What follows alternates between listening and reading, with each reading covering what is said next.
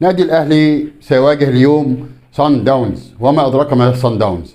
مباراة صعبة جدا جدا. الاهلي مطالب بالفوز باي نتيجة، وكمان مش الفوز وبس، لا ده احنا في مباراة العودة لازم على الاقل يبقى التعادل. زي ما احنا عارفين المجموعة متشابكة ومفيش الا الفوز يا جماعة لو عايزين ان احنا نكمل، لان طبعا احنا عارفين اتغلبنا في السودان بفعل فاعل، فمفيش مفر الا الفوز.